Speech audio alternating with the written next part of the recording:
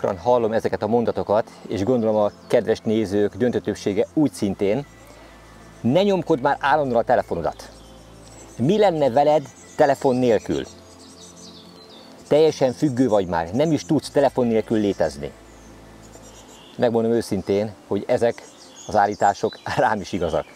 Egy időben küldözgette a telefonom, hogy mennyi időt lógok rajta, ezt ugye képernyő időnek nevezik, de mivel ezek egy folyamatosan növekvő számot jelentettek, amit nem akartam tovább látni, ezért kikapcsoltam.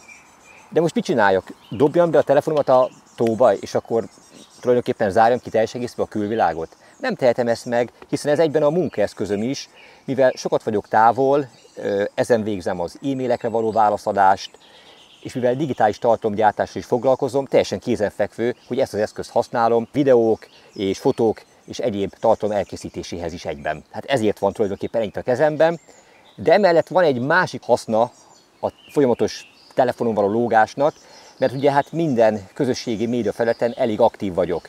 A Facebookon, a TikTokon, az Instagramon és a YouTube-on egyaránt. Persze időnként én is azt teszem észre, hogy a munka mellett azért jó néhány órát eltöltök ezeken a média felületeken, de ennek köszönhetően olyan mennyiségű hasznos új információra teszek én is nap mint nap szert, amit egyértelműen ezeknek a közösségi oldalaknak és végül a telefonomnak köszönhetek. De ami az új információktól és tudásanyagtól sokkal értékesebb, az az emberi kapcsolatok. Nagyon sok olyan kedves, segítőkész horgásszal hozott össze a jósors az elmúlt években, akik kifejezetten ezeken a közösségi oldalakon és különböző csoportokban osztanak meg hasznos információkat, nem csak velem, hanem mindenkivel. Így ismerkedtem meg a mellettem álló, Svédországban élő Kovacsik Krisztiánnal, akivel a féderhorgászok csoportban ismerkedtünk meg. Ott osztott meg itt Svédországban fogott, gyönyörű, kapitális dévérkeszegeiről és compoiról olyan fotókat, hogy az állam leesett. Mindig vágyakozva néztem ezeket a gyönyörű halakat, amelyek Magyarországon is élnek természetesen, de mondjuk dévérkeszekből egy 3 vagy 4 kg felettit fogni, már igazán nagy szerencse kell hozzá. Combóból pedig a 2, maximum 3 kg megállítja az ottani halállományt. Persze lehetnek ettől lényegesen nagyobbak, és az életemet csak erre szánnám, akkor előbb-utóbb foghatnék én is biztos sokkal nagyobbakat, de egyértelműen látszik az, hogy az északi vizekben, az északi országokban gyakrabban fognak kapitális méretű, akár 5 kg feletti dévérkeszegeket is. Az egyik ilyen bejegyzésedhez gratuláltam, és akkor utána mi következett? Hát ugye felvettük egymással a kapcsolatot, és hát most itt vagyunk, és együtt horgászunk. Nem volt nehéz a békát tónak ugrasztani, mert nyilván valamikor megemlítetted azt, hogy mi lenne, ha közösen próbálkoznánk itt Svédországba. Hát mondom, erre vágytam. Ja, ez így volt. Hogy végre valóban egy olyan hiteles személlyel horgászhassak, aki jól ismeri a svéd vizeket, és több szép halat fogott már. Hány éve élsz Svédországban? Hát most már lassan 21 éve. 21 éve. Mekkora a legnagyobb dévérkeszeg, amit itt Svédországban sikerült neked megfognod? Hát a legnagyobb az pontosan itt sikerült megfognom a rögletavakon. Ez 7800 g volt. Majdnem 8 kg. Így van, így van. Összehasonlításképpen Magyarországon jelen pillanatban a legnagyobb hitelesített dévérkeszeg rekordja az 7,2 kg. Idén fogták egyébként a Rába folyón, eddig még közelébe sem fogtak ilyen méretű halat. Míg combóból mekkora az egyéni rekordod? Hát abból nem olyan nagy, nem egy kirívó rekord, 3,3 kg, ami nekem az egyéni rekordom, de attól lényegesen nagyobbak is élnek ezekbe a tavakba, máshol meg még nagyobbak. Igen, talán a svéd rekord az 5 kg felett van? 5,45. Ezek már ilyen pontyméretű igen. egyéb halak Magyarországon.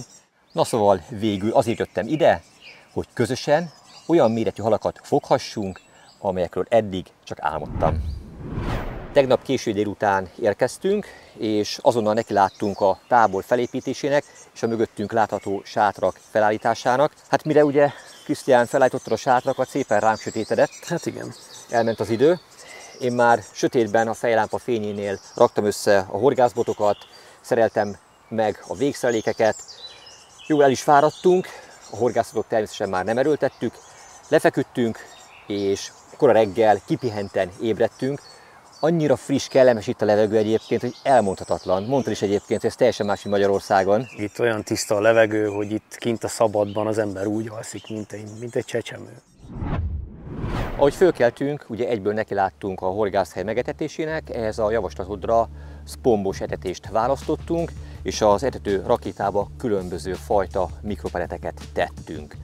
A kiválasztott távolság, vagy a kimért távolság az kereken 60 méter volt. Erről mesélj már légy szíves, hogy miért ebbe a távolságba horgászunk, miért nem közelebb, miért nem távolabb? Hát ennek több oka is van. Az egyik az, hogy a mederfenék az egy homogén, sík, egyöntetű, mindenféle akadótól mentes mederfenék. Öreg halakra horgászunk.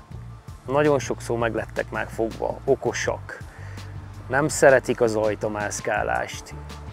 És tapasztalataim szerint ott bent biztonságban érzik magukat. Fogtál már valaha a part szélében ezekből az öreg halakból akár egy darabot is? Nem. De ugye a tó lehetővé tenni azt, hogy akár távolabb is horgászunk, Így tehát van, horgászhatnánk akár 120-130 méterre is, de ugye miért nem horgászunk ettől a 60 métertől bentebb? Ez azért van, mert relatív közel van a tenger, és nagyon fel tud támadni a szél. Tehát, hogyha így is fúj, tehát észrevetted, mindenféleképpen fúj valamennyire a szél. Igen, igen. De egyik óráról a másikra úgy fel tud támadni, hogy egyszerűen nem is el se érnénk az etetést, ha mondjuk betennénk 80-ra, vagy esetleg 100 méterre. Nyilván ez a pontos, koncentrált, szpombos etetés akkor már értelmét veszíteni, hogyha egyáltalán meg sem tudnánk dobni, vagy a környékét meg sem tudnánk horgászni, illetve a kis üvegfolyam, hogyha rá kell etetni, akkor meg hogy a francba, hogyha a szél elviszi a szpombunkat. Így van, így van. Jó, tehát ez a minimum távolság, ez a 60 méter, ahol nagy eséllyel pályázhatunk a tóban élő halakra. Mondtál még egy érdekes dolgot, hogy ebben a tóban hány darab ilyen öreg hal élhet? Hát tulajdonképpen senki nem tudja pontosan. Ezek a halak a 80-as évekbe kerültek ezekbe a tavakba. Hát a mendemondák azt mondják, hogy kb. 30 és 40 darab közt van a számuk ezeknek az igazi nagy testű dévéreknek itt ebben a tóban. Tehát mindösszesen 30-40, és még egyszer, tehát hogy 80-as években kerültek be. Tehát az azt jelenti, hogy ezek a halak életkorukat tekintve akár a 40 évet, vagy attól többet is megélhettek már. Így van, így van. Te úristen! Ez muszáj, hogy így legyen, mert borzasztó nagyok. Aha. És ugye ezekben az északi hideg vizekben azért meg is maradnak, mert nyilván Magyarországon valószínűleg nem tudnak ilyen magas kort megélni. Igen. Mennyi mindent megéltek, megtapasztalhattak már ezek az öreg halak, ha erről mesélni tudnának? Ugye? Na, szóval rájuk pályázunk, ugye? Így van. Most eddig minden klassz, szépen be vagyunk etetve, a végszelékek a helyükön vannak, de miért nincs kapásunk? Hát ez egy jó kérdés. Nem adja könnyen ez a tó a halait. Mi hozhat változást? Hát igazság szerint az idő múlása. Itt türelemre van szükség, várnunk kell. Tehát nincs értelme 30 percenként, vagy 20 percenként, vagy még rövidebb idő alatt újat dobni és keresni a halat? Semmi értelme nincsen, sőt, azzal csak elrontanánk az egészet. Mint látható, féderbotokat használunk 3,6 és 3,9 méteres hosszúságban, és a botok azok nem a parttal párhuzamosan vannak elhelyezve, amely során a kapást a meggörbülő botspicc jelezheti majd számunkra, hanem mint látható, a botok előre néznek, és elektromos kapásjelzőkre helyeztük, amelyek megcsippanása jelezheti majd, reméljük, mielőbb a kapást számunkra. Azért használunk elektromos kapásjelzőket a féderbotokhoz, mert innentől kezdve nappal és éjszaka non-stop folyamatosan fogunk horgászni. Na most nincs az az ember egyébként, aki több órán vagy több napon keresztül úgy a botok mellett tud ülni, hogy várja azt a kevés kapást, amely során a botspicc meggörbül. Nyugodtan használhatjuk a kényelmünk érdekében az elektromos kapásjelzőket féderbotos horgászat során is. Én javasoltam Gábornak, hogy mindenképpen féderbotokat használjunk ezeknek a halaknak a megfogásához. Tulajdonképpen használhatnánk boilis botot is, puhábbakat, de én magam is így horgászom állandóan ezekre a halakra, ugyanis nagy testű keszegekről van szó, extrém méretben tényleg, viszont a szájuk az ugyanolyan gyenge, vékony, mint akár egy kisebbnek.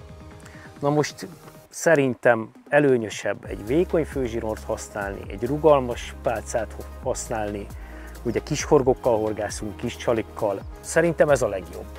Tehát sokkal jobban megtartja, mint egy bármilyen lágy pólisbot. Így van, így van. Halvesztést azt minimalizáljuk, nem teszünk kárt a halban, tényleg nem tépjük meg, hanem szépen amennyire lehet kiméletesen kisegítjük őket a partra. Ha megérkezik a kapás. Hát meg fog.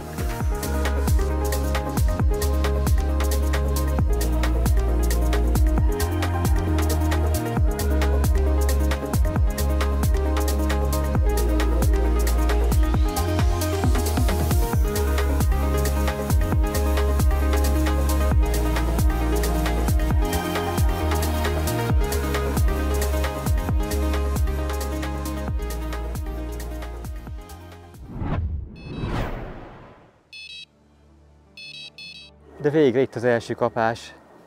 Nagyon örülök neki. És úgy érzem, hogy jó hal. Ezt a finom botot szépen görbítgeti. Ugye azért nyugodtan elárulhatjuk, hogy a reggeli etetés óta azért már persze többször frissítettünk végszeléket. És most egy egészen kicsi horgot tettem fel egy teljesen naturális színű csalival, mert ugyanis nagyon szépen süt a nap, és hát ugye ebben a kristálytiszta vízben szerintem egyébként a halak tökéletesen látnak mindent, tehát az élénk csalik azok valószínűleg nem annyira eredményesek, és pont az Aqua Wafter csalink volt fönt, és ezt húzta el. Egy szép bronzos hal a tó nagyöreg dévérjei közül. Azt a mekkora, úristen mekkora dévér!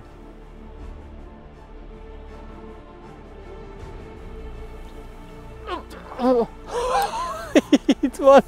Júj! Ezt a mindenségét! Ráadásul ez egy dupla tónusú. Kapás a másikon. Kapás. Na, egy 5 perc különbséggel bejelentkezett még egy versenyző, úgyhogy úgy látszik, kezdenek felpörögni az események.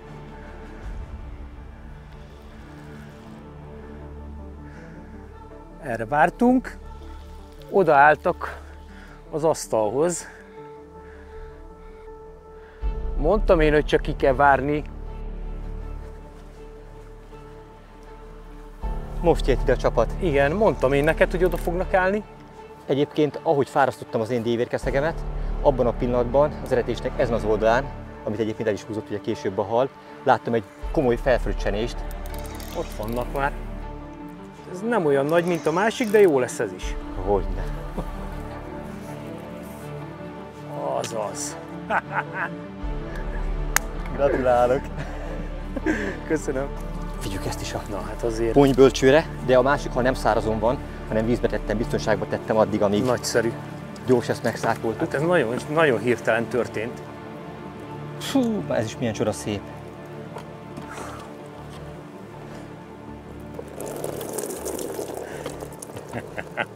Mekkora ez szerinted?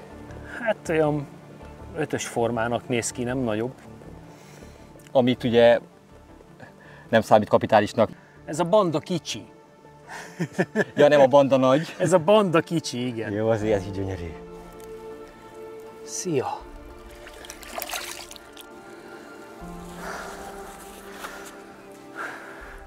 Akkor most lássuk, Gábor, a te haladat. Elrakom minden a már felcsizott, de bevetést még meg kell, hogy várja a végszelékemet. És akkor itt van az én halam. Szépen biztonságban ebben a vizes halmérlegelőben. Gyere, babám, most te vagy soron. Ez igen, milyen súlyod van. Köszönöm szépen, Krisztián. És mit? Hát igen, azért ez már mindjárt nem az a méret. Itt van még a csaj a szájában. Elképesztő, mekkora szája van dévérkeszekhez képest. Tökéletesen akadt a kicsi horog. Hatalmas példány. Faroktőig 65 cm, farokkuszonnyal együtt 75 cm. Ez a pöttyös, ő a pöttyös. Ezek miatt, a pöttyök miatt. Itt vannak az ismertető jelei. Ő a pöttyös. Ezek a fekete pöttyök? Így van. Nézd csak, ő egy kéttónusú hal. Ez a fele aranysárga, még ez a fele ilyen barnássárga. Igen, ő az egyik legnagyobb. Hú, mekkora szerencsém vagy elsőre.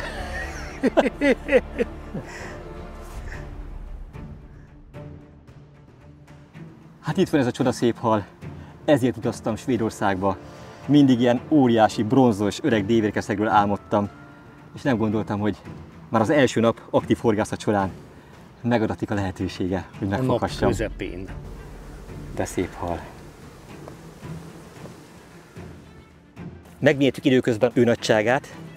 6 kg 96 deka a pontos súlya, tehát 4 deka hiány 7 kg. Az eddigi legnagyobb dévérem, amit valaha fogtam, az 4 kg 70 deka volt. Hát jelentős mértékben sikerült túlszárnyalnom az egyéni eddigi rekordomat. Ideje, hogy visszatérjél a helyedre.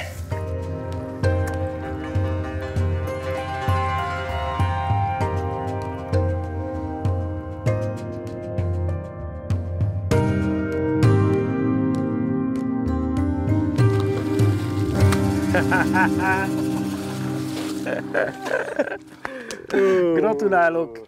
Nagyon szépen köszönöm. És hát még a horgászat elején vagyunk. Igen. Még akármi megtörténhet, így van.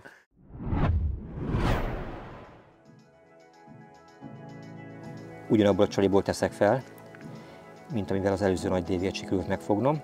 Ez a 2 tónusú, tényleg milyen stílszerű, ez a csali is 2 tónusú, és a kifogott hal is 2 tónusú volt.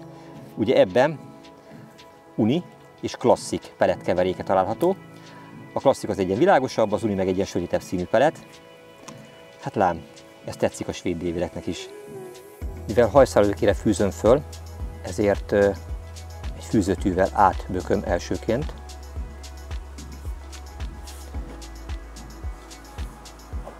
És akkor a kisméretű horog mellé kötött fülbe fogom belefűzni.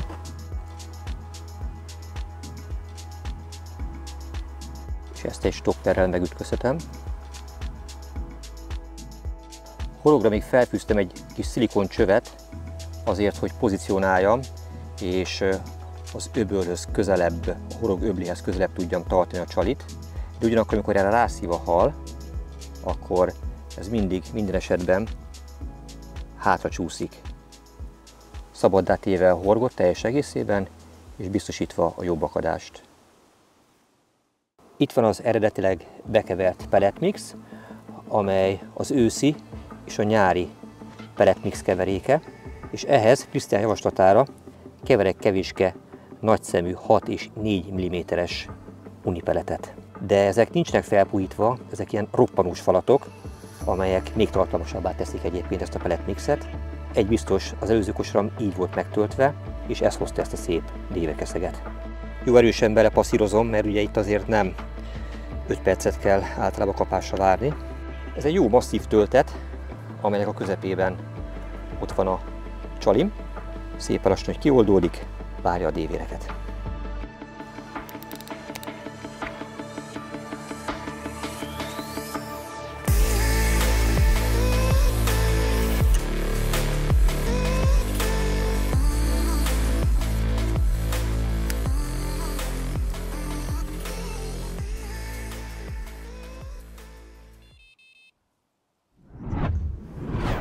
Minden horgászatnak, főleg, hogyha ez egy hosszabb időintervallumú, kell, hogy legyen valami stratégiájának lenni. Persze lehet ezt random is csinálni, hogy majd bedobjuk, ugye főleg a metód végszerékére pont alkalmas, hogy egyszer ide, egyszer oda, aztán ahogy esik úgy puffan, ha szerencsénk van fogunk, ha szerencsénk nincs, akkor pedig nem fogunk. Így van.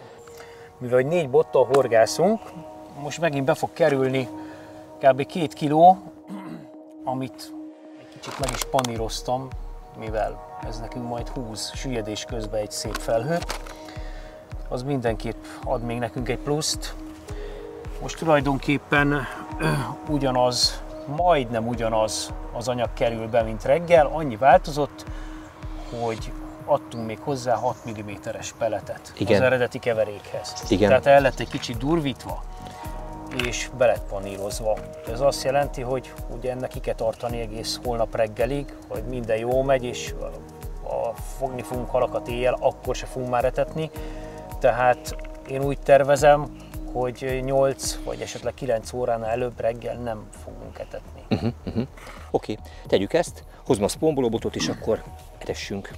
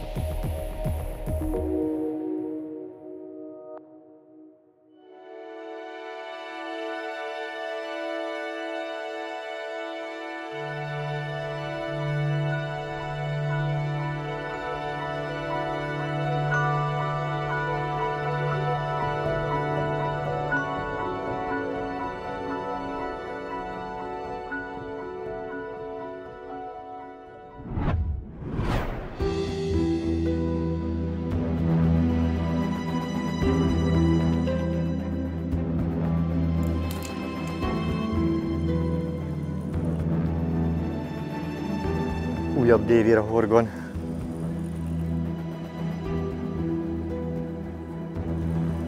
Új nap, új remények, és a reggeli időszak első hala. Aj, a szívem mekkorát dobbant, amikor megláttam, hogy a swinger leesett,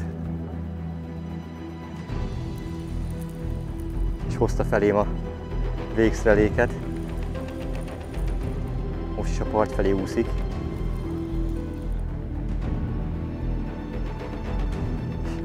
Jó, itt van az újabb bronzos öreg dévér.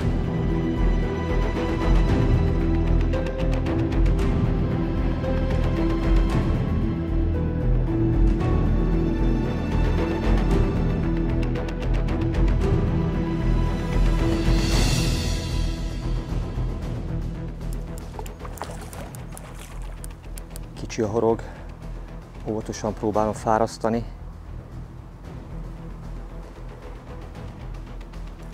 Talán majd most. Ez az. Ez az. És megvan. Megvan a gyönyörűség.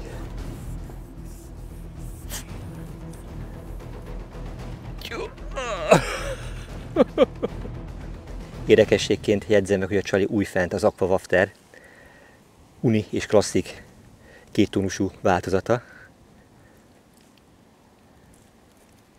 De jó akadt ez a kicsi horog.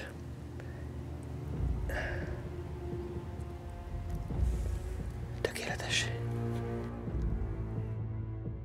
És akkor nézzük meg, mi a nettó súlya. 6 kg 42 deka. Újabb óriás. Gratulálok. Nagyon szépen köszönöm. Ezt a dorozsmás öreg halat nézzétek. Milyen dudorok vannak a testén. Ha ez a hal mesélni tudna, hogy mennyi mindent megélt már az élete folyamán. És itt van előttem. De szép vagy.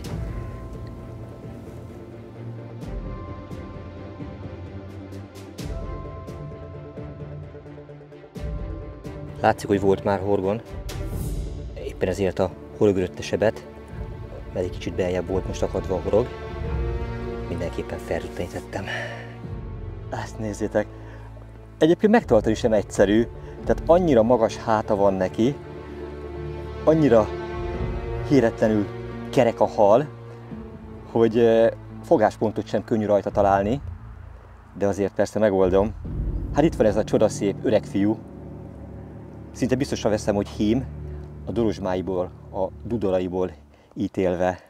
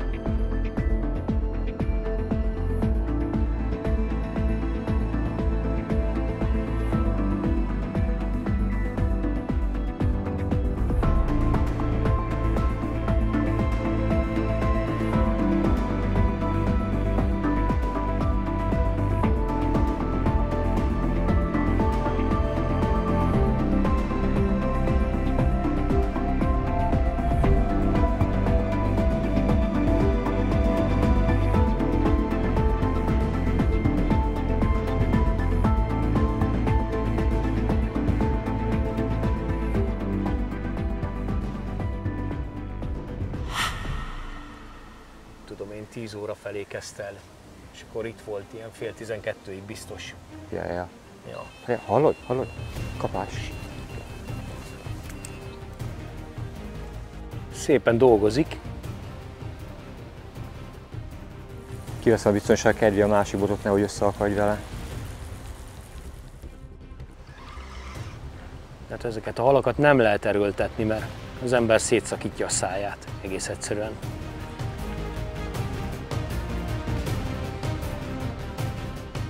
Nagyszerű. Na kérem, ez egy meglebegtetett, lesúlyozott pop-upot evett meg. Nagyon ízlett neki, ez teljesen új. Próbálom úgy kivenni, hogy ne sérüljön. Megpróbálunk velük nagyon kíméletesen bánni a fárasztás alatt is, és így elkerülhetjük azt, hogy például komoly sérülést okozzunk a hal szájában, vagy túl nagy stresszt okozzunk nekik, mert hát ezek annyi idős halak majdnem, mint mi vagyunk. Úgyhogy nagyon kell rájuk vigyázni.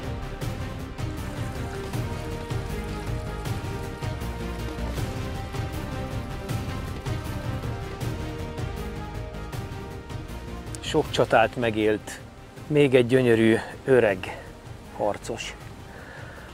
Arra nagyon oda kell figyelni, hogy az ember hogy tartja. Nagyon nehezek, és ugyanolyan törékeny, mint egy 30 dekás keszeg, szóval ez nagyon lényeges, véletlenül se szabad lejteni, mert akkor vége van.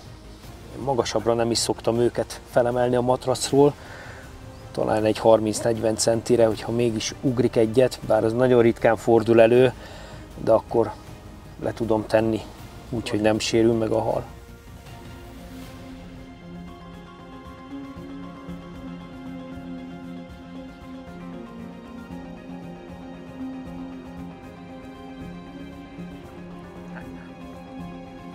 Gratulálok, barátom! Köszönöm szépen! Szépen épül fel a horgászatunk, egyre több és szebb dévért fogunk. Így van, de a nagyja még hátra van. Gondolod, fogunk még nagyobbakat is? Biztos vagyok benne. Egyen így.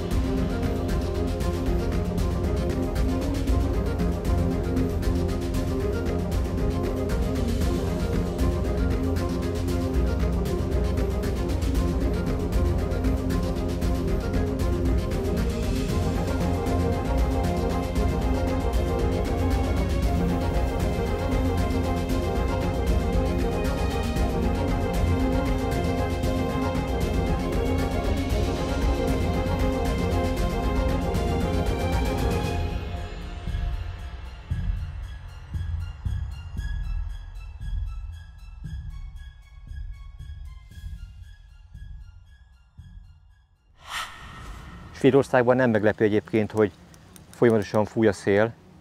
Egész nap úgy fújt, mint a baromállat. Fú, megállás nélkül. Nekünk ez nagyon zavaró, nem vagyunk ezt hozzászokva, de valószínűleg itt az, ami a horgásznak úgymond nem jó, az a halaknak viszont igen. Folyamatosan frissíti, keveri a vizet, viszont ennek ellenére napközben nem nagyon voltak aktívak a halak. Most a lemenő nap fényében érkezett ez a kapás, és ez bizony szép halnak ígérkezik.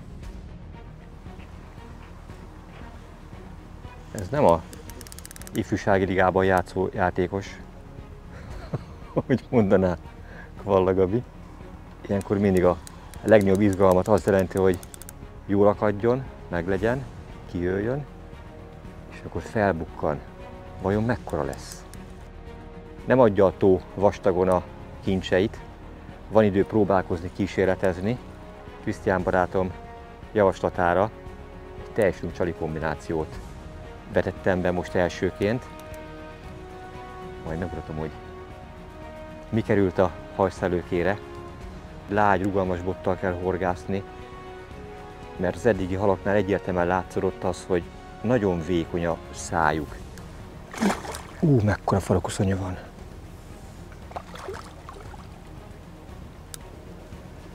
Na most már jó irányba fordult.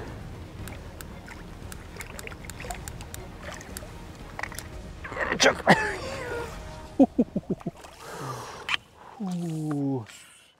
Nézzétek, milyen vékonyan fogta a horog. Viszont tökéletesen látszódik a csali is. és mellette a horogelőkén egy kis sörét, amely lesúlyozta, de majd mesélek erről a csaliról később bővebben. Ennyi volt a kiakasztása.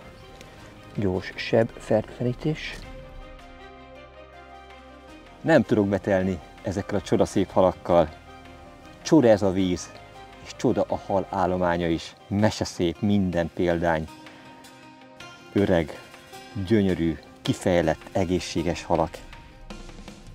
Hatalmas a hátuszonya, hatalmas a bognártüskéje. Na most normál esetben egy kifejlett dévérkeszegnek talán 2-3 cm a bognártüskéje, ennek van 10 cm. Ez is jelzi egyébként az életkorát.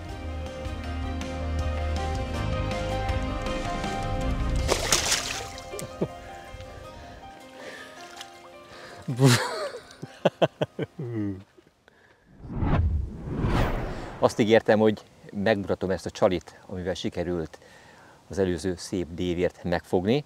Egyébként itt a mellettem látható vödrökből és a csali halomból kikövetkeztethetitek azt, hogy azért megy itt a matek a háttérben, tehát egyre több csalogatóanyag, pelletkeverék és csali kerül képbe. Hát nyilván annak ellenére, hogy nincsen sok hal, folyamatosan próbálkozunk, hogy megtaláljuk azokat a lehetséges megoldásokat, amelyek végül halhoz vezetnek. Vannak itt régi termékek, és természetesen vannak itt 2025-ben forgalomba kerülő új termékek, új csalik is. Közöttük az egyik a Roneric Pop-Up, abból is a hot láva ízesítésű változat. Ez a forró láva. Ez egy nagyon intenzív ízű és nagyon dekoratív színű csali. Na, ez került fel a hajszálőkére, de ebben a 10 mm-es méretben is annyira erős a felhajtó ereje, hogy egy kis sörétolommal le kellett súlyoznom, hogy ne emelkedjen meg teljes előkehozban. Még mindig érződik az aromája, de mindenképpen lecserélem egy frissre, mert tulajdonképpen ez volt az első olyan bedobásom, amely után a leggyorsabban, talán 30-35 perc után érkezett a kapás. Persze mondhatjuk, hogy véletlen, pont arra járt a hal, de egy ilyen tavon nincsenek véletlenek. Frissítem mindenképpen is. Újat fűzök föl a hajszálőkére. Mindenképpen úgy tűzöm meg, hogy mind a két szín jól látszódjon, amikor felkerül a hajszálőkére. Tehát addig forgattam, amíg a fehér és narancssárga tónus egyaránt látható. Ugye ezzel a csalival, illetve ennek a nagyobb testvérével már találkozhatatok egy korábbi filmemben, Amurok a Dunai Vasmű árnyékában, ez volt a film címe, ahol a 14 mm-es Sweet Scene Fantázia nevű változattal fogtuk a Kovács Patrik csapattársammal a szép amurokat. Ügyelek arra, hogy úgy fűzöm fel a hajszálőkére, hogy a horoghoz viszonylag közel legyen.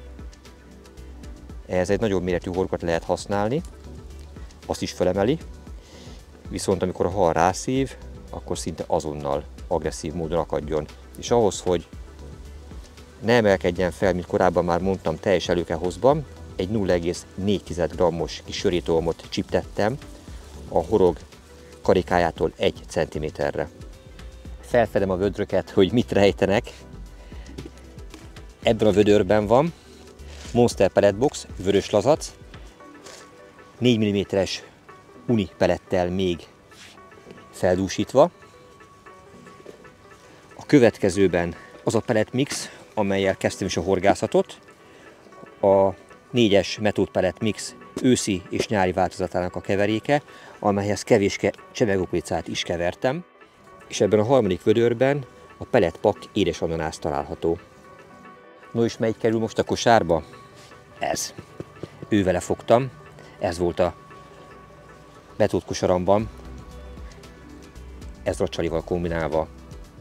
Úgyhogy újfent ezzel dobok vissza. Az sem titok, hogy próbálkoztam már különféle aromákkal is, de érdekes módon nem reagálnak jól rá a halak. Az első réteg kosárba töltése után még kézzel kicsit tömörítem, még tovább benne maradjon. Most helyezem a töltőszerszámba a csalit,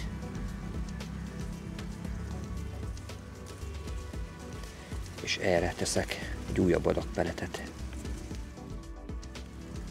Majd belefordítom a kosarat.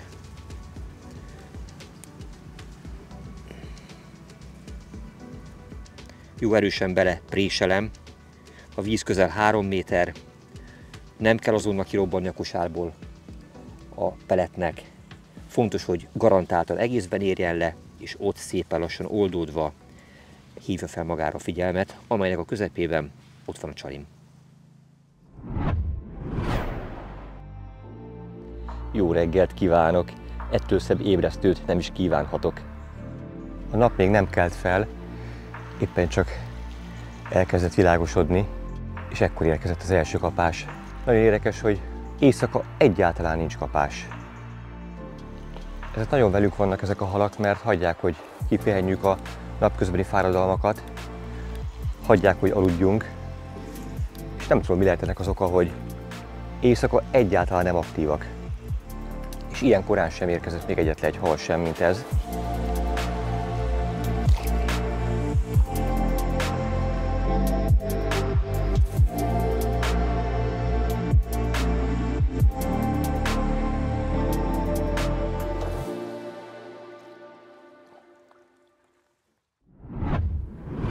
Volt szerencsém már Európa számos vízterületén szerencsét próbálni, legyen szó vadtavakról, folyókról.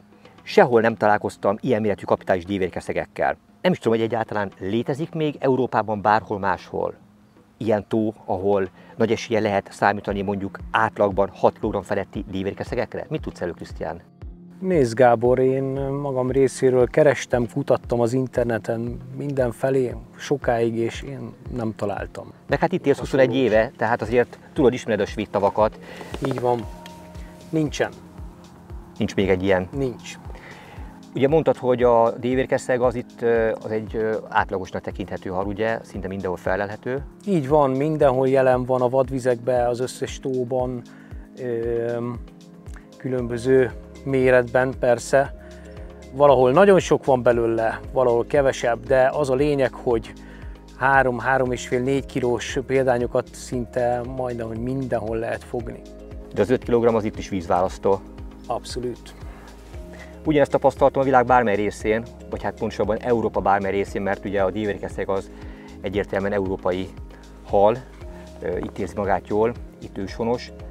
Vannak persze olyan tavak, vannak olyan folyók, ahol elvétve tudsz fogni egy-egy 5 kg-os, 6 kg-os, 7 kg-os példányt, de hogy ilyen nagy biztonsággal meg lehessen őket fogni, mint itt, ez tényleg párját ritkítja. És hát gondolom a kedves nézőket érdekli az, hogy hol vagyunk, mi ennek a vízterületnek a pontos neve, hogyan lehet ide eljönni, és milyen szabályok érvényesek a horgászat tekintetében. Köztudott az is, hogy nem mi vagyunk az elsők, akik itt ülnek és erről filmet forgatnak, valószínűleg nem is az utolsók, de az esetek döntő többségében azért nagyon ügyesen kerülik a témát azok, akik itt horgásznak, és próbálják úgy bemutatni a vízterületet, hogy a lehető legritkább esetben derüljön ki, hogy konkrétan hol is vannak, és mi ennek a fantasztikus tónak a neve, és hogyan lehet ide egyáltalán eljutni. Mi minden információt megadunk ahhoz, hogy aki kedvet kap, ki akarja ezt próbálni, el akar ide jönni, az eséllyel tudjon hozzánk hasonló módon gyönyörű kapitális dévérkeszegeket fogni. Dél-Svédországban vagyunk, Skåne tartományban, Lund várostól pár kilométerre, Rögle tavakon.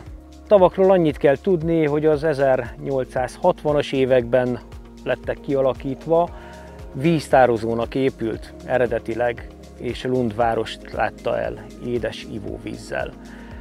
Ugye az idő múlásával egy idő után erre már nem volt szükség, úgyhogy tulajdonképpen a tavak parlagon maradtak, és ugye belekerültek a halak, a csuka, a kárász, stb. És ahogy én tudom, az 1980-as években került betelepítésre a ponty és a dévérkeszeg a tavakba.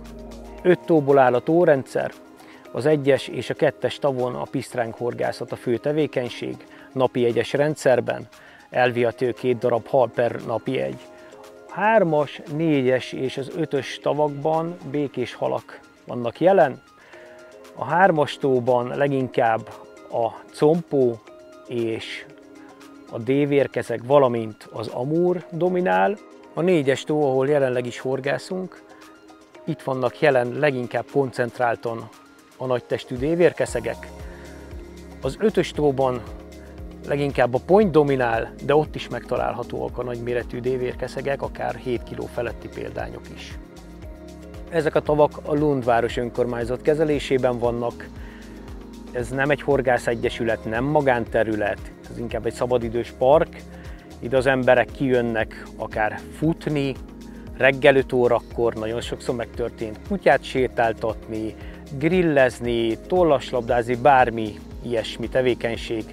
Ez itt teljesen elfogadott, és a horgászoknak is ezzel tisztában kell lenni, hogy itt nem rólunk szól ez a dolog, hanem itt el kell viselni azt, hogy nem vagyunk egyedül. Úgy kell a botokat rakni, úgy kell a sátrakat rakni, hogy akár itt bárki elfuthat most éppen, ezt tiszteletben kell tartani.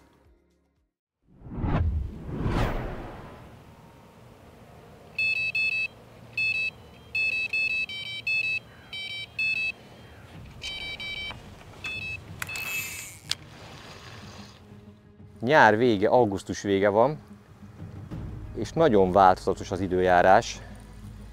Egyáltalán nincs hideg, de valamikor rendkívül erőteljesen fúj a szél, valamikor kisimul a tó víztükre. Most éppen egy ilyen csendesebb időszakot fogtunk ki, és eddigi tapasztalatok azt mutatták, hogy a déli órák környéke az totál nulla volt. Tehát vagy a kora reggeli időszakban, vagy pedig a késő délutáni időszakban tudtunk eddig halat fogni.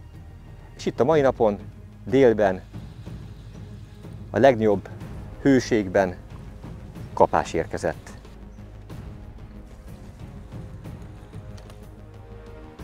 A mai napra 27 fokot mondtak, szerintem ez teljesülni is fog. Krisztián, ez jellemző, hogy ilyen meleg van Svédországban? Igen, teljes mértékben, ez előfordulhat. Már itt is ennyire melegek vannak. De az éjszakák azért sokkal hűvösebbek. Jó, itt a szép hal. Ja, egyszerre mondjuk ám. Szerintem egyszerre megdobbant a szívünk, hogy megláttuk ezt a biztos. Szép nagy déviet, hogy felbukkant.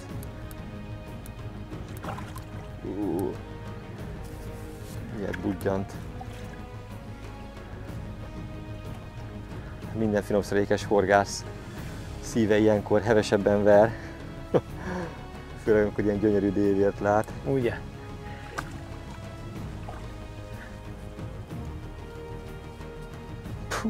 Gyönyörű bronzos test. Hogy felbukkan, majd a merítőbe csusszan. A legszebb látvány. Lehet, hogy megvan a második legfogósabb csalink. Tegnap este fogtam ezzel először. Ezzel a Ronrik pop-uppal. Itt van a második gyönyörű hal, amelyhez hozzásegített. Aha. 6 kg 50 deka. Na, akkor nem sokat tévedtél alól 10 dekát. A víz hőmérséklete az lényegesen hűvösebb, mint a levegőjé. Szerintem maximum olyan 17-18 Celsius fok lehet. És itt tisztelem meg ezt a szép halat, hogy innen engedem vissza.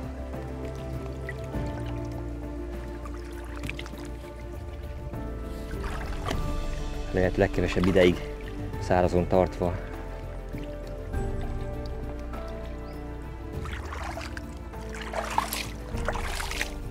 Azt gondolom, hogy ettől kíméletesebben nem is tudnánk vele bánni és őt teljes pompájában megmutatni. Vízben állva, vele együtt a vízben. Fantasztikus érzés. Bármennyire is hideg a víz, mégis felmelegít a fogás élménye.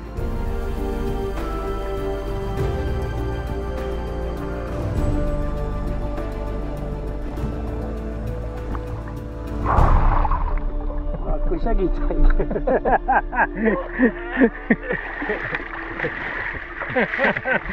Gratulálok! Köszi! Svédországban is sok magyar horgász van, akik itt élnek, vagy kint dolgoznak, és nyilván belepróbálnak a svéd vizekbe. És ugye hát nyilván a döntő többsége az finomszerékes horgász, vagy pontyhorgász, és a dévérhorgászatban leli meg az örömét. És nagy megtiszteltetés számomra, hogy kijöttek és meglátogattak engem ezek az úri emberek, akik éppen élőben követhetik végig, ahogy egy dévért fárasztok, és drukkoltok nekem, hogy legalább 7 kilós legyen, ugye? Hogy egy 4 kilós compó. És hogy ne veszítsük el főleg. Igen, elsőként ne veszítsük el. Mit kívántatok? 8 kg dévét és 4 kg compót. Na, ezek jól hangzanak ebben a sorrendben. Nagyon kedvesek vagytok. De egyszerűen most compót és dévét hogyan fogjak? Már látom, hogy nem compó. Aha, ez már dévé lesz, ez szinte biztos, igen. Nagyon jó küzd valahogy. Igen, jól tartja a mélységet. Talán eddig ez a legharcosabb. Tudod, nem mindig a legerősebb a legnagyobb. Hát igen. Fiatalok általában fürgébbek, de egyre aktívabb a terület, amit gondozunk, etetünk, amit horgászunk. Hopp, itt van az öreg, felbukkant.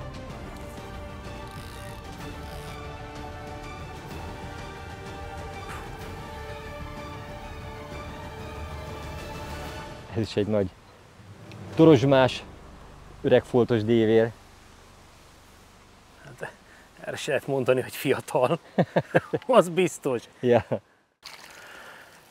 Fúj, de ragyás.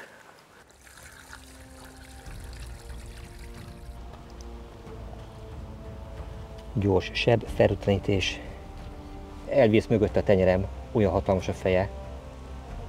Na és akkor ezt nézzétek, milyen ragyák vagy rücskök vannak a testén. Nem is láttam még ilyet soha. Biztos, hogy egy hatalmas öreg hímről van szó, csak a nászkiütések az idő múlásával megmaradnak és nem múlnak el.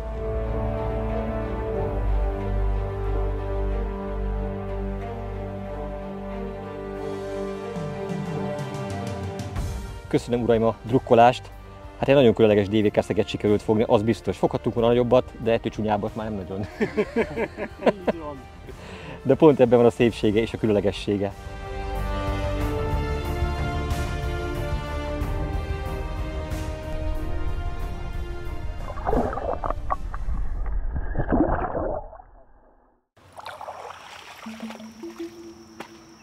Gratulálok, Gábor! Egy gyönyörű félországi dévér. Így igaz, köszönöm szépen, meghoztátok a szerencsémet. Ismét gratulálok. Nagyon szépen köszönöm, uram. Gratulálok a nagy halnak. Köszönöm szépen. Ha már így összehozott minket a jó sors, meséltek már arról, hogy milyen halra horgászunk, amikor itt vagytok. Ezen a tavon főképp ilyen szép dévérekre, csak valamivel nagyobbakra. Előfordul szép compó, Köszönöm szép szépen. kárász is. Most egy kicsit úgy leszóltad az én halamat. Nem, csak remélem jön még nagyobb. Azt Ja. akartam sugallni. Na, így már érthető. Hát magyarokra azért mindig lehet számítani. A pozitív löketet mindig megadják a világ minden pontján. Uraim, köszönöm a jó kívánságokat. Aztán akkor remélem, hogy amikor a film végére érünk, akkor egy sokkal nagyobb dévérnek örülhetünk. De ha nem, már akkor is elégedett vagyok, hiszen megfogtam életem eddig a legnagyobb és legszebb dévékeszegjeit. Ez mondjuk egy jó csúnya volt, amihez hozzásegítettetek, de legalább egy különleges, és mindannyian emlékezni fogunk rá. Így van, folytatása következik.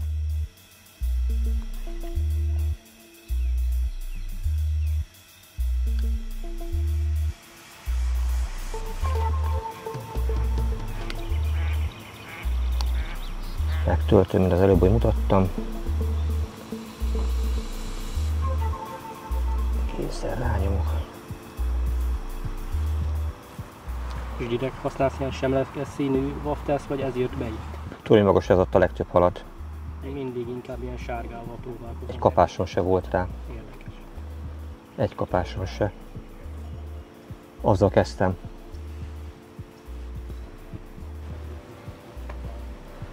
És ugyanazzal a gacsmatyi, látod? Ez így direkt hagysz ennyit, hogy egy kicsit tudja húzni, vagy...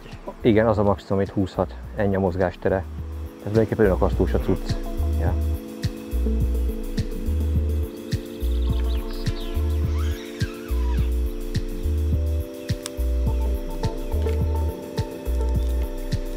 Éket beszorítom.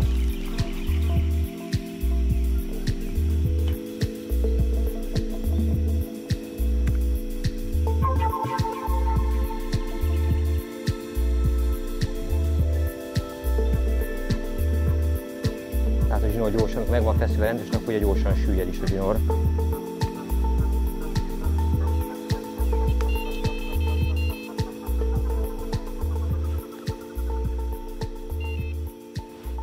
Oké. Na, akkor etessünk rá. Jövök egy kis pár órára, És úgy is fogsz? úgy is fogok. Jó, nem ennyi. Na jó, van, most már ott volt, hagyjad már. Igen? Igen. Jó, hát lehet. Aha, ott a kapás. Itt a hal. Hát ilyen még nem volt. Addig kell dobni, amíg az pontosan oda megy, és úgy nem érkezik a kosár, hogy azt én szeretném. A horgászatnak a taktikája elég egyértelmű. Ahogy halat fogunk, akkor ráetetünk. Nem kell túl sok, de mindenképpen kell annyi, hogy... Ó. Na mi ez? Tudod, hogy van a vízben egy pár ponty és compó is. De ez látványosan erős az eddigi alaphoz képest. Lehet akár compó? Hamarosan ki fog derülni. Az biztos, hogy mióta magyar barátaink itt vannak, kicsit felpörgött a horgászat. Másként rángat egyébként tényleg, mint a dévér. Húzza a féket is. Érdekes, milyen hal lesz ez. Az tényleg erős. Kivegyem a másik botot esetleg? Nem kell, inkább átjövök alatta, és inkább eljövök elrébb. És akkor elhúzzuk a bokor mellől, itt szákoljuk meg. Nem adunk esélyt neki arra, hogy belemenjen.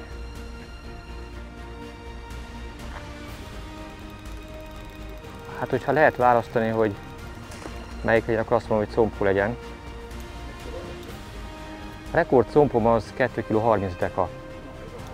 Compó. Compó? Igen. Mit mondtál? Hány compó van benne? Én úgy tudom, hogy 4. Az igen. Új, Ez compó. bezonyám. Nem is a kisebbik fajtából. Ezt látom már. Azért tartja ez ilyen jól magát. Ez igen. Itt mehet nyugodtan, különben nincs semmi a vízben, úgyhogy nincs veszély.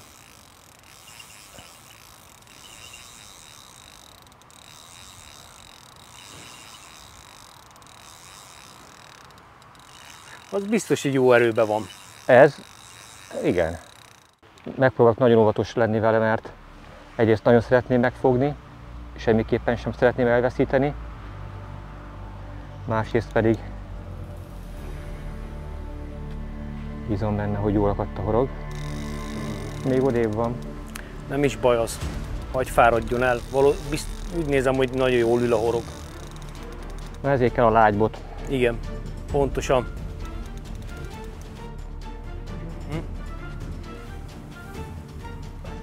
Ez az! Na ez már a miénk. Azt a mindenit mekkora compó. Az igen. Ez az. Ez 4 kiló? Igen. Fú, Úristen, mekkora Milyen compó. hosszú. Uraim, egy pacsi. Walter, kidukkoltad nekem a compót. Mondom, hogy lesz compó. Hát ez De ilyen gyorsan? 1,40 ez így szárazon. Hát, azért nem száraz, ott vizet. van évérnyálka rajta. Ó, de brutál ez! Áj, de vagány. Ez ilyen amúr méretű már, hát nem véletlen küzdött ilyen jól. Aqua Wafter Csali tetszett a compónak. De jól akadt a horog, ez el nem ment volna. Ritkán szokott remegni a kezem, de most remeg. Titkon vágytam egyébként egy hatalmas compóra. De hát mondom, szépen lassan sorba haladjunk. Faroktőig 51 cm, a farokuszonnyal együtt 60 cm a compónak a teljes testhossza. Te voltál névadó, te voltál, aki kívántad. hogy lesz compó. Te voltál, aki kívántad ismerem nekem. ezt a compót. Mert megfogtad már? Én azt hiszem, hogy ezt fogtam meg. Ha 4 kilós, akkor ez. Ez a te compód. Ezt elnevezzük Walter. Na, ez az.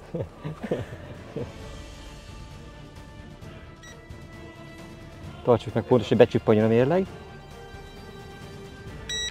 3 kg 91 deka a pontos súlya. Itt van mellettem Walter, aki azt kívánta, hát mennyi egy szűk 20 perccel ezelőtt, hogy fogjak egy 4 kilós compót, és beteljesült, itt van.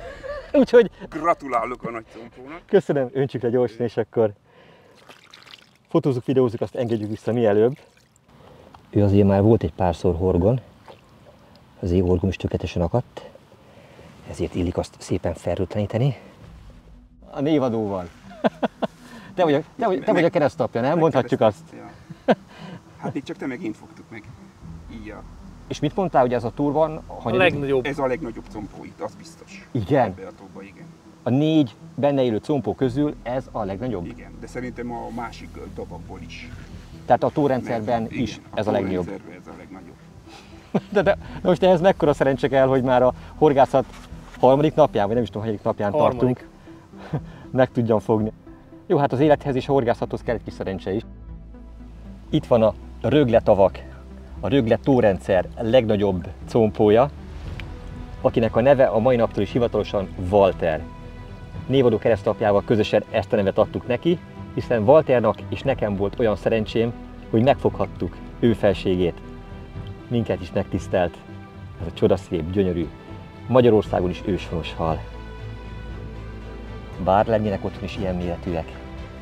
Köszönöm szépen, hogy megtiszteltél.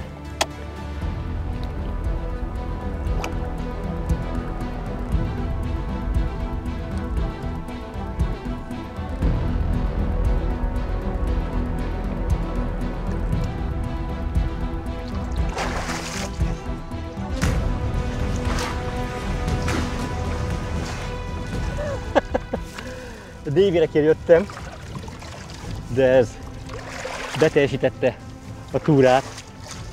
Egy olyan bónusz, amelyre nem számítottam. Köszönöm, Svédország!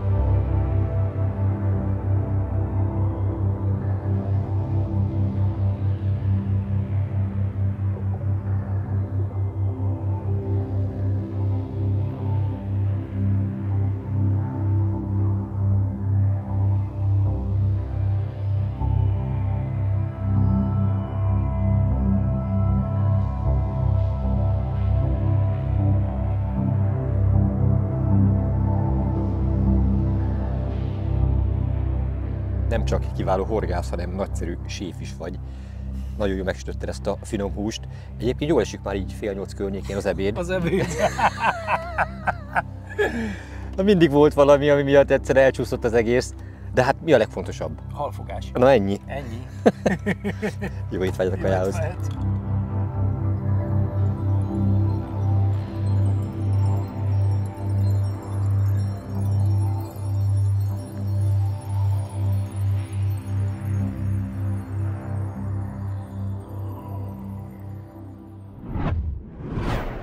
Számos alkalommal mondtam már, hogy az élet a legnagyobb rendező, és nem egyszer teremt olyan helyzeteket, amelyekre nem biztos, hogy fel voltunk készülve, vagy nem abban a pillanatban. Terve volt véve az, hogy ha jól haladunk a 4-es számú tavon, esetlegesen megpróbálunk átjönni az 5-ösre vagy a 3-asra, de azt nem gondoltam, hogy ez ilyen gyorsan be fog következni, és már most az 5-ös számú tó partján fogunk ülni. Hogy kerültünk ide? Mesélj már őle egyszer egy kicsit, Krisztián. Találkoztam itt az egyik helyi guruval, Jörgennel.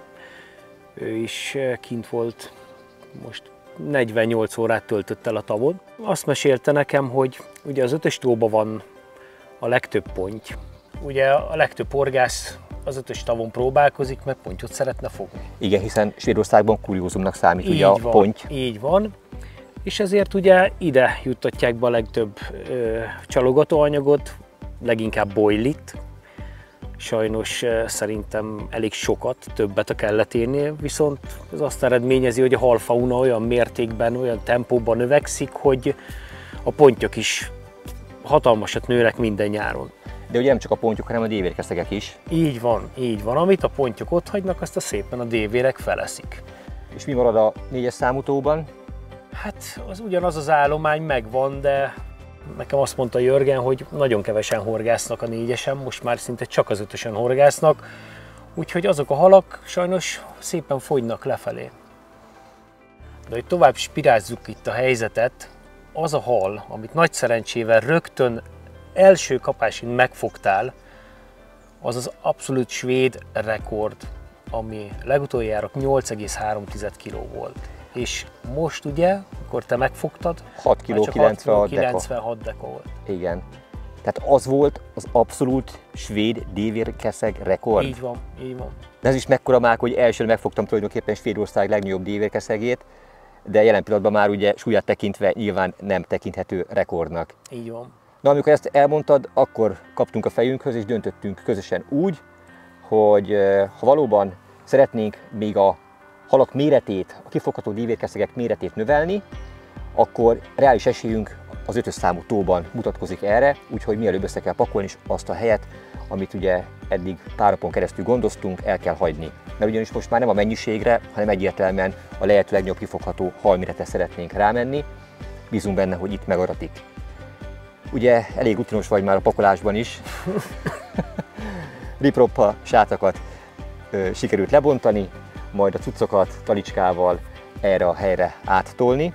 És amikor ugye áthoztam a felszereléseket, azért miközben pakoltunk, egyértelmű, hogy berúgtam a végszerelékeket, de csak így random keresőhorgászattal, mindenféle etetés nélkül lesz, ami lesz. És lett. Új víz, új remények. Első dobás csak úgy random. És már is belakadtam valami gőzmozdonyba. Ez szinte biztos, hogy nem dévérkeszeg. Vagy ha mégis, akkor a világrekord közeli méret, ha így küzd. Ebben a tóban élnek pontyok is. Szinte biztos, hogy közülük akasztottam meg egyet. De ponty az mindenhol ponty. Görbíti a botot.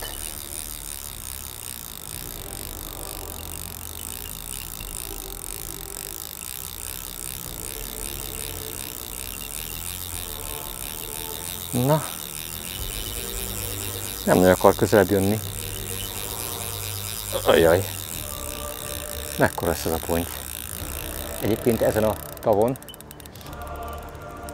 a horgászok döntő többsége a pontyok miatt jön ide, ugyanis Svédországban a ponty az kuriózumnak számít, úgyhogy a svédek vágyott hala az a ponty.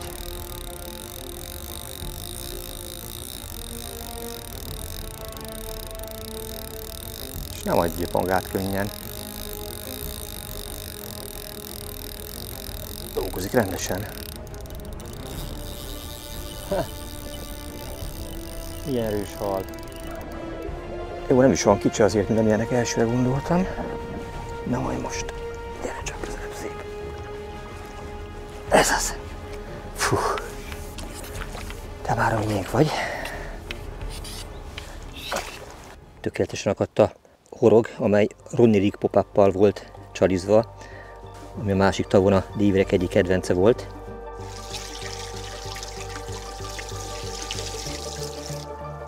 Ezt nézzétek, milyen gombóc ponty. Ez szépen bekajált. Jó dolga van ebben a tóban.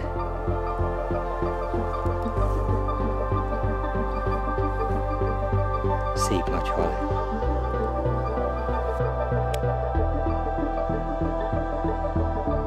Légy szíves, gyere, Krisztián! Szépen megkérlek, hogy legyen egy közös fotónk, videónk.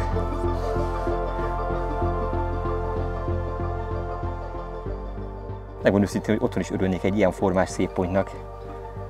Függetlenül attól, hogy nem pontyért jöttem. De amikor megláttam, hogy ilyen szép formás, akkor azért megdobbantotta a szívemet. Ezt elhiszem.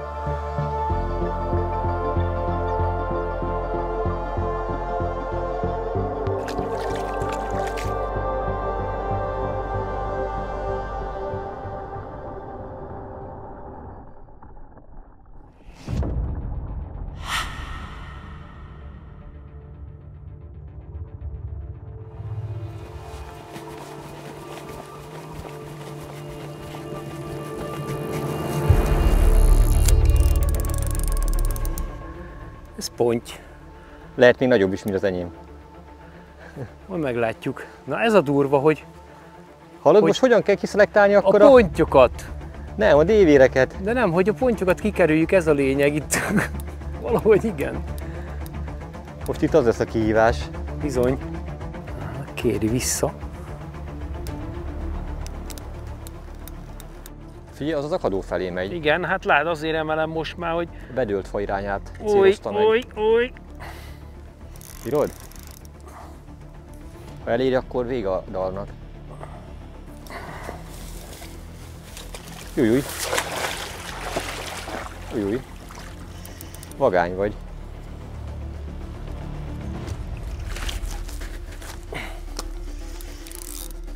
Ez nagy mentés volt, Krisz. Muszáj volt bemennem, mert néztem, megy, na jó van, akkor bemegyünk.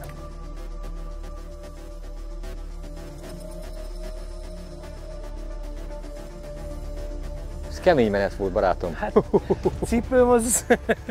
Hát mindegy, majd megszárad. Nem sokat gondolkodtál. Hát a muszáj, akkor muszáj. Nincs tél, úgyhogy belefér. Na jó van, most már miénk. Hogyha elérte volna azt a bedőlt fát, akkor vége van. A dalnak.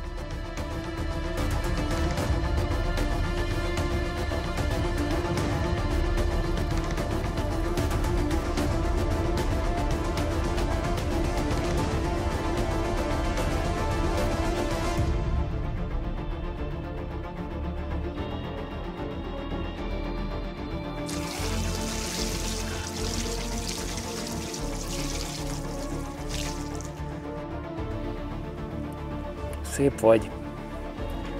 10 év múlva még szebb leszel. Na, hát a svéd kollégák hazamentek 2 nap után, mert nem eszik a ponty. Hát nem úgy néz ki. Metódféderre mégis meg lehet őket fogni.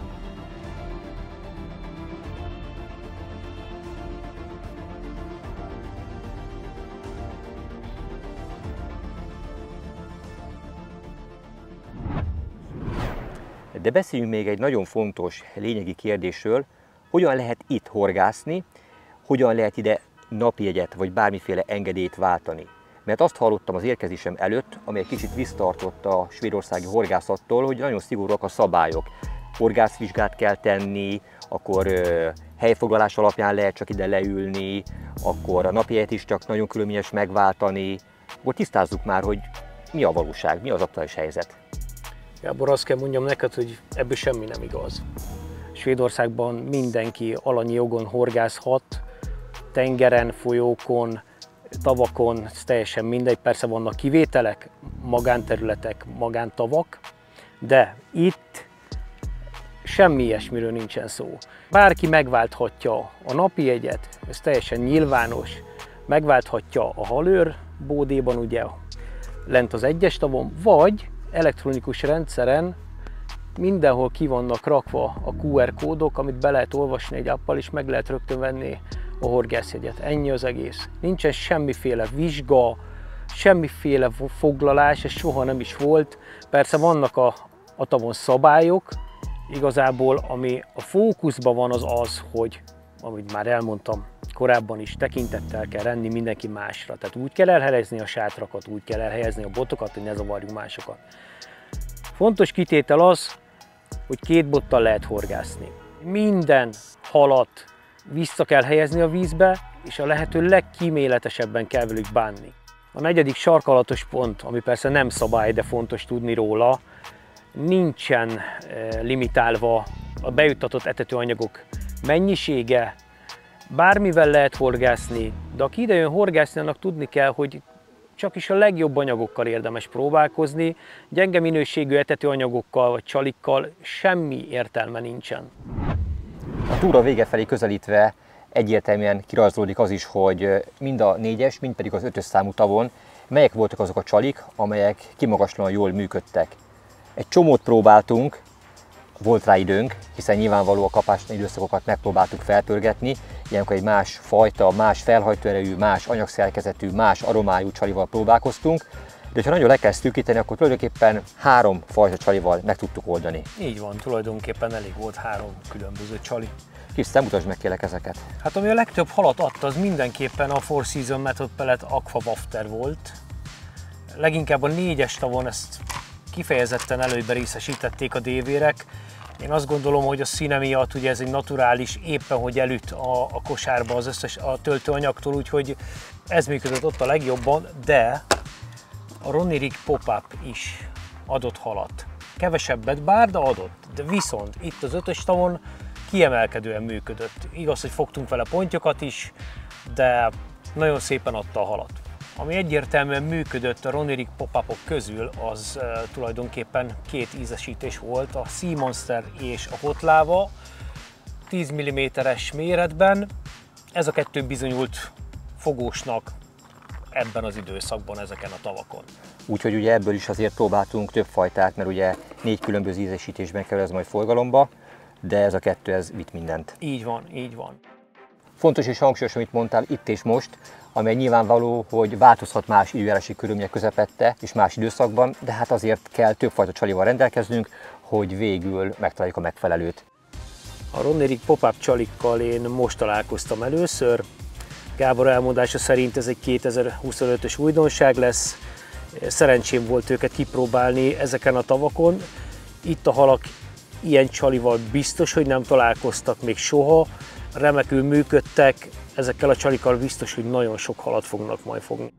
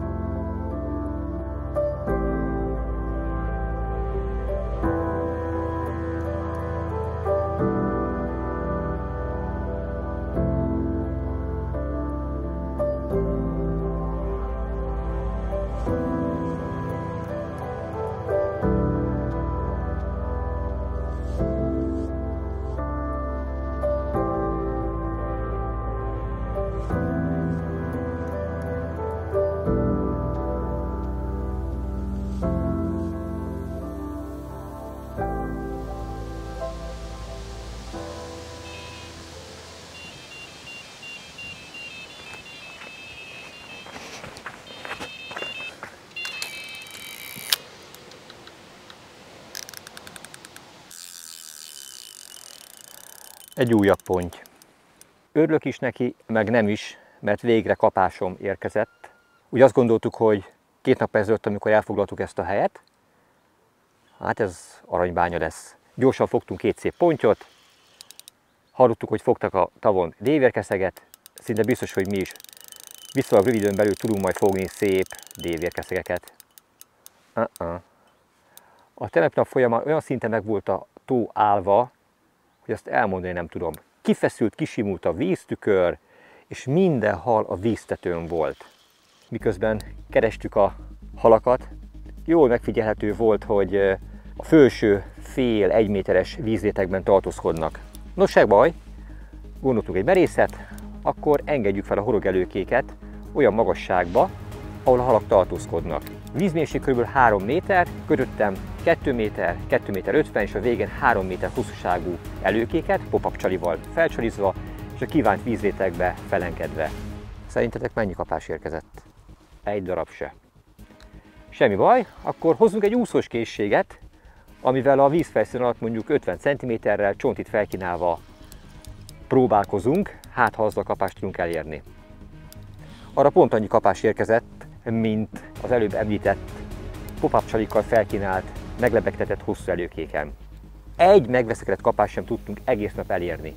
De nem csak mi, hétvége van, szinte az egész tó tele volt, és tulajdonképpen nyugodtan mondhatom, hogy talán 1 vagy 2, de 3-nál több hal biztos, hogy nem került egész nap mondjuk 30 boton horogra. Talán most az időjárás már kedvez annak, hogy előbb-utóbb csak beadja azt a vágyott nagytestű dévért, amit oly nagyon szeretnék megfogni. De legalább ez a hal már lement a mederfenékre, ez már végre érdeklődik a felkínált csalink iránt.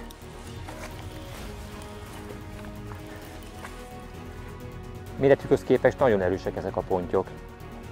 Nem szoktam taknyoskodni velük, nem fáraszgatom 20-30 percig őket, azzal is még tovább húzva az időt. Tehát annak ellenére, hogy finom szerelékkel horgászok, rugalmas féderbotokkal, vékony főzsnorral, vékony horogelőkével, amilyen gyorsan csak lehet, azért megpróbálom ezt a csatát lezárni, de ezek halak nem engedik. Az elsőként megfogott tükörpontyommal is legalább 20 percig küzdöttem. Ez igen. Ez nem kicsi ponty. A horog az finoman szóval is vékonyan akadt, de pont elegendő volt ahhoz, hogy ezt a szép pontyot megtartsa. A teljes hossz az meghaladja 80 cm-t. Azért ez már tekintélyes méretű, szépen végigéri a ponymatacot. Svédországban fogott hibátlan, erőtől duzzadó tőponty, minden pikkelye szinte érintetlen. Ez túl sokat nem volt még horgon. Nem. A szája is teljesen épp volt.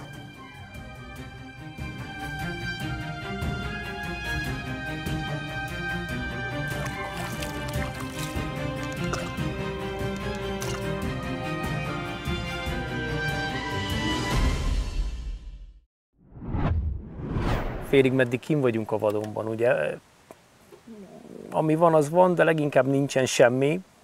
Ugye eszünk, amit tudunk, ugye ilyen nomád körülmények között, de ma nagy szerencsénk volt, mert kedves nejem ma nem dolgozik, és gondolta, hogy főz nekünk valamit, hogy együnk valami normálisat is már végre.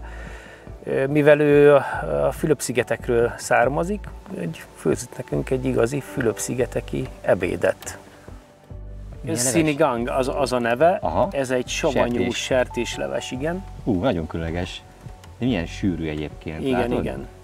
Jó, hát te már lettél ilyet, úgyhogy... Igen, és szeretem nagyon. Míg ez? Ez a pancit canton, ez egy ilyen hasonló, a kínaiaknak is van hasonló. Ilyen tésztás igen, csirke, pirított vagy? Tészta, csirkével, zöldségekkel. Tulajdonképpen, amiben ez nagyon eltér, az az íze. Teljesen más, mint a kínai. Nincsen nagyon vágva úgy szójaszósszal, mert látod te is, hogy elég világos színe van. Igen. Más, nagyon finom. És ugye a klasszikus, rizs. Az elmaradhatatlan rizs. Én imádom. Nagyon szeretem az ázsiai kaját egyébként. Most miközben nézegettem, úgy jártam, mint a vadászkutya, így összefutott a nyál a számba, igen. És alig várom, hogy megkóstolhassam. Figyelj, ne is húzzuk az időt tovább.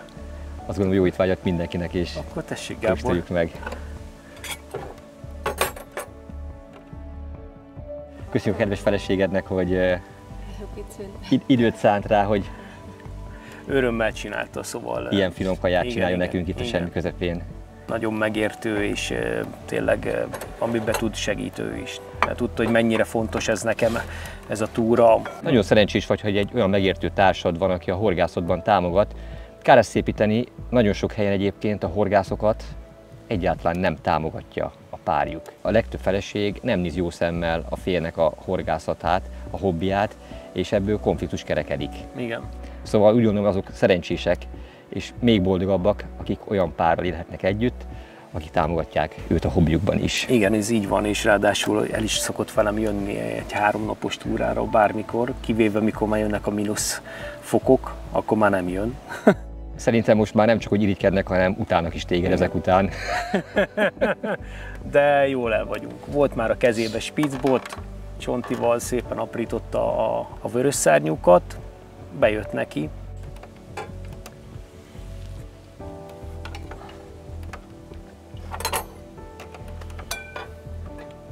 Megvárjuk a hölgyet. Így van. Have a nice meal, my love. Enjoy the food. Yes. Thank you very much.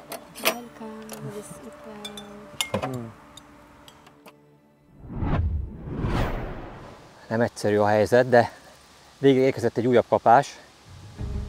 Nem az eretés környékére, hanem attól lényegesen jobbra. Láttam többször ott halfordulást, és a kapás után, hogy megakasztottam a halat, egyből jobbra az öböl felé vette az irányt. Nem túl hosszú ideig tart a fárasztásuk, és ahogy Krisz nagyon szépen megfogalmazta, nem is szabad erőltetni őket, hanem ugye a saját tempójukban kell kivezetni, hogy ne sokkoljuk, és ne terheljük meg nagyon őket. Ilyenkor tényleg az az izgalmas pillanat van már csak hátra, hogy vajon mekkora lehet. És az teljesen tipikus, hogy amikor part közelét megérzi, valószínűleg hát egyértelműen látja a partszéli köveket, akkor iramodik meg igazából a hal, de ekkor kell a legóvatosabbnak lenni, mert nem lehet soha tudni, hogy a horog az hogy van akadva. Azt a mekkora hátuszonya van! Az óriási dévér! És még csak a farakuszonyát meg a hátuszonyát láttam. Yes! Ez megvan! Ez megvan, ez nagyon nagy. Nem kicsi, az biztos.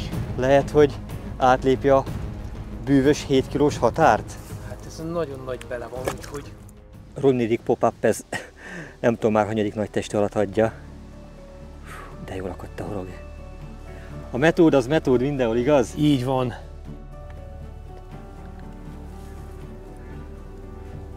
Fú, mekkora szája, mekkora feje van. Hallod? Na, átlépte. 7 kg kg 11. Yes! Átlépte a 7 kilós Nem volt könnyű, de megvan. Szó szerint 7 kg 11 deka az új dévérkeszeg rekordom. Hú, de boldog vagyok. Ugye ezerszer elmondtad nekem azt, hogy ezek a halak minimum 50-60 dekával, vagy akár egy kilóval is többek lehetnek, hogyha áprilisban az ívás előtt vannak megfogva. Így van. Egyébként méretét tekintve, hosszát tekintve nem nagyobb, mint a másik tavon fogott dévérek, viszont mint látjátok, ennek hihetetlen nagy pocakja van. Sokkal vaskosabb, sokkal ducibb, mint azok a halak voltak. Ez adja a plusz súlyt, és így tud 7 kg fölé menni. Azért így látszódik ám, hogy ennek a hatalmas dévérkeszegnek a teljes testhossza meghaladja a 70 cm-t, miközben a kerülete az messze a legnagyobb az eddigi dévérkeszegek közül, és ez a hatalmas pocak, ez a hatalmas bendő adja azt a plusz súlyt, aminek köszönhetően átlépte a 7 kg-os álomhatárt. De vártam erre a pillanatra. És a kemény munka mindig kifizetődik.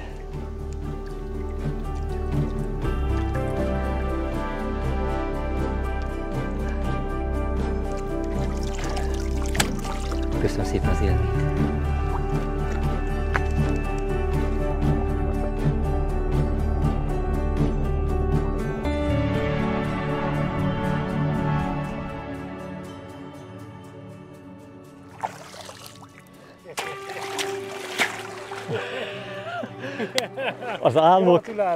Az álmok előbb vagy utóbb teljesülnek. Ugye, csak kitartás kell hozzá.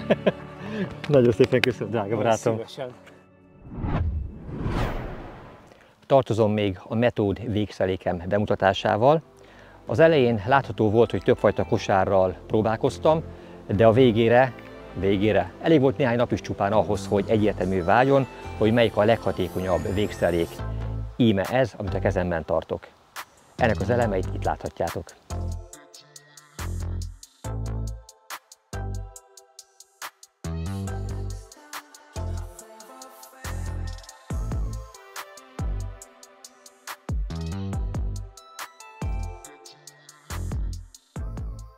Mint látható, a gumiütköző segítségével mindösszesen csak 5 cm csúszást engedek a kosárnak.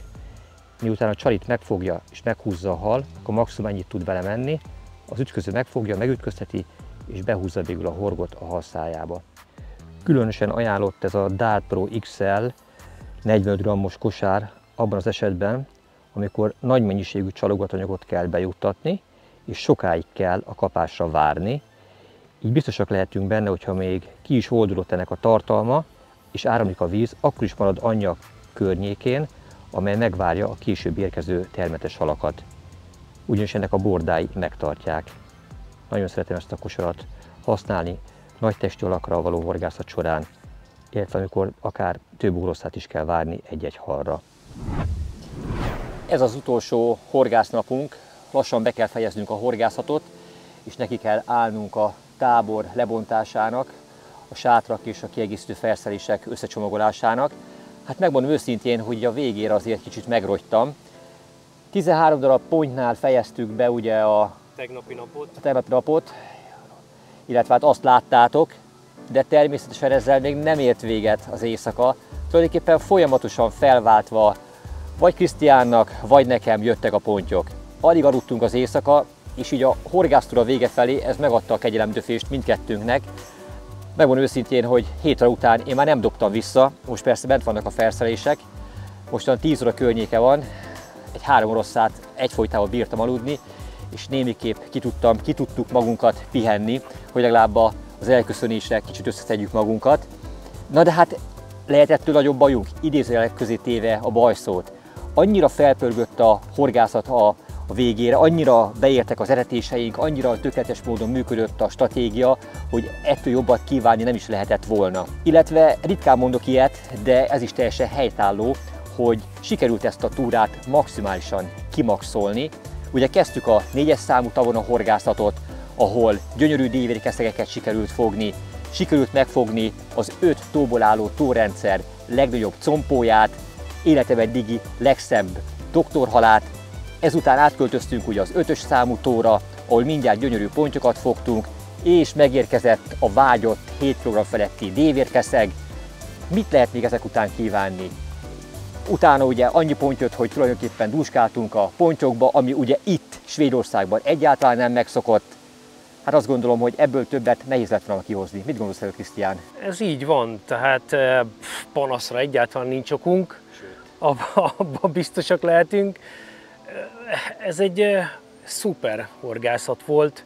Egyszerűen én még ilyet én nem éltem át ezeken a tavakon, hogy 100 kg fölé menjünk fogásba csak pontyból, 24 órán belül.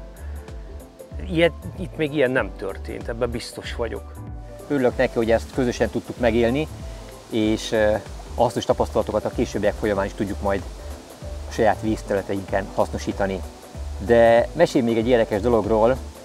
Ugye te soha életedben nem gondoltad volna azt, hogy egyszer közösen fogunk horgászni, és erről egy filmet csinálni. Ez milyen volt belülről? Hogyan élted mindezt meg? Hosszú évek óta kísérem, figyelem a munkásságodat.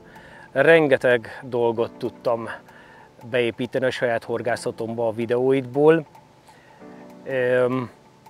Teljesen más képet kaptam erről az egészről, hogy is működik egy forgatás, hogy mennyi munka van ennek a hátterében, hogy mennyire stimmelni kell mindennek, hogy mennyire hajtani kell az embernek, hogy meglegyen a végcél.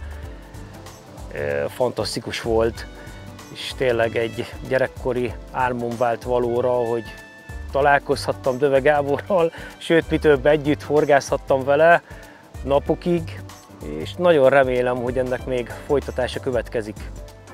Nagyon szépen köszönöm a segítségedet, hogy hozzásegítettél ezekhez a fantasztikus halakhoz, amelyek a bakancs listámon szerepeltek. És hát mit is mondhatnák a végére?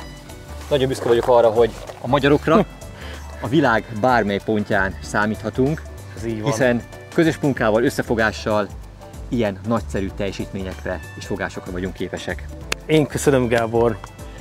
Nagyon szépen köszönöm újfent, és akkor hát álljunk neki a tábor összepakolásának. Hát igen. De a végszelékeink, a horgaink még a vízben vannak, bármi megtörtént az összepakolás közben. Hát reméljük.